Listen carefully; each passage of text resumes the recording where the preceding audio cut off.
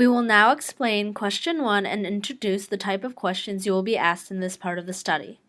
Each of the 5 questions will present 2 clue-generating options, option 1 on the left and option 2 on the right. You will choose one of the options.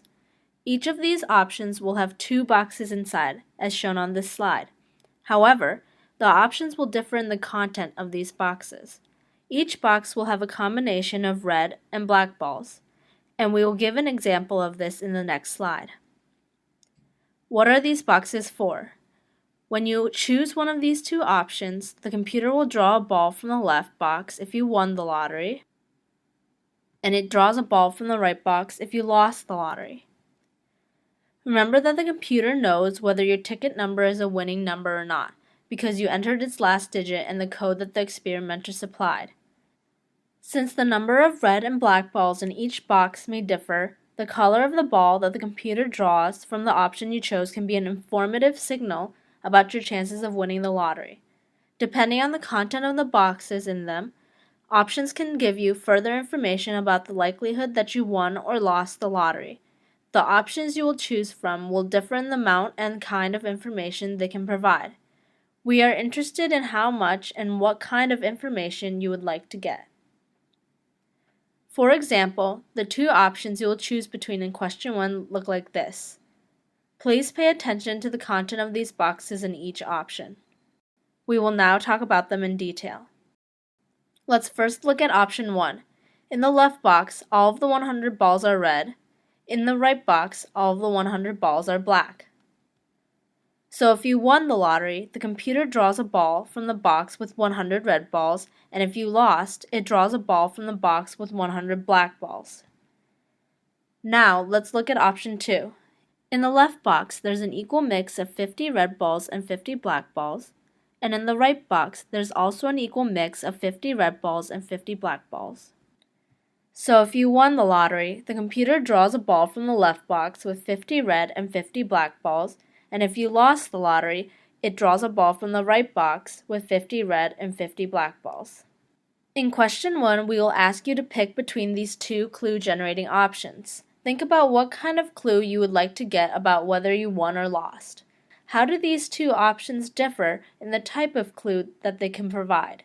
Let's look into these options one by one. First, let's look at option 1. You can expect to see a red ball from this option 50% of the time, and a black ball from this option 50% of the time. Why? Remember, the computer is equally likely to draw a ball from either of the boxes, because the chances of winning overall are 50%. So, 50% of the time you will see a red ball, and 50% of the time you will see a black ball. What does it mean if you see a red ball from this option? You learn right away that you won the lottery for sure, because red balls can only come from the left box, and the computer draws from the left box only if it determines that you won the lottery. And if you see a black ball from option 1, you learn right away that you lost for sure, because black balls can only come from the right box. So, regardless of the color of the ball that the computer draws from option 1, you will learn the outcome of the lottery right away, at the end of part 1. Let's review option 2 now. In option 2, you can expect to see a red ball 50% of the time, and a black ball also 50% of the time. Remember that the chances that the computer draws from either box are equal because the overall chances of winning are 50%. Moreover, regardless of which box the computer draws a ball from, the chances of drawing a red or black ball are 50%, since there are 50 black balls and 50 red balls in each box. What does seeing a red ball mean? Note that the red ball could have come from the left box or the right box, with equal chance. Moreover, since each box has 50 red and 50 black balls, the chances of drawing a red ball from either box is 50%. So, if you observe a red ball, it means that the chances that you won the lottery are 50%. Note that this is the same chance of winning as you expected before seeing a red ball. Therefore, observing a red ball from this option gives you no additional information about whether your ticket has already won. Similarly, if you see a black ball, you also learn that your chances of winning are 50%. So, in option 2, regardless of the color of the ball drawn, you learn that your chances of winning are 50%. This means that option 2 does not give you any additional information over and beyond what you already knew. Let's review the two options in question 1 side by side. Take a moment to compare them.